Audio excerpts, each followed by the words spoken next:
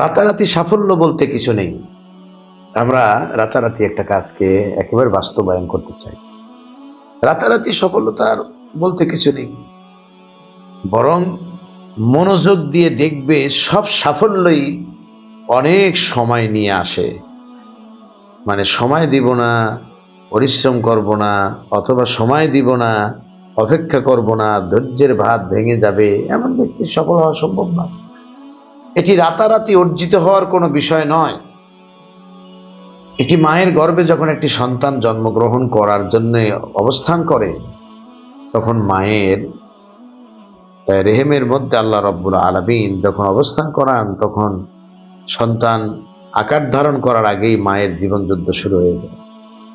মা হাঁটি হাঁটি পা পা করে দিন রাত কঠোর পরিশ্রমের মধ্য দিয়ে, ধৈর্যের মধ্য দিয়ে তিনি তা এগিয়ে যান এবং শেষ পর্যন্ত তিনি মা ডাকটি শোনার জন্য তাকে দীর্ঘ প্রায় 2 বছর অপেক্ষা করতে হয়। অর্থাৎ পেটে 1 বছর, আরো জন্মের আরো 1 বছর পরেই কেবলমাত্র বাবা মার নামটা মুখে সন্তান নিতে পারে।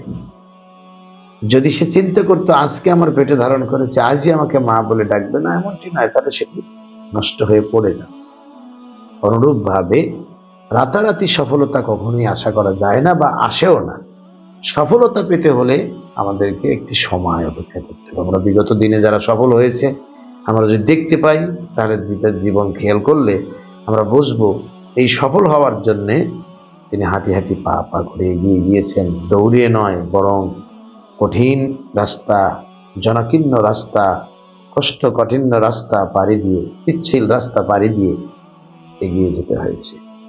সুতরাং আমরাও সেই রাতারাতি সফলতার স্বপ্ন যারা দেখি, তাদের মনে রাখা উচিত একদিনে কখনোই কোনো কিছু অর্জন করা সম্ভব নয়। এর জন্য সময় এবং ধৈর্য প্রয়োজন। মহান তাবারক তাআলা যেন আমাদেরকে সফলতার জন্য যতটুকু সময় আত্মনিয়োগ করার প্রয়োজন, এতটুকু সময় যেন ব্যয় করে মহান আল্লাহর সন্তুষ্টিতে সফল হওয়ার তৌফিক দেন।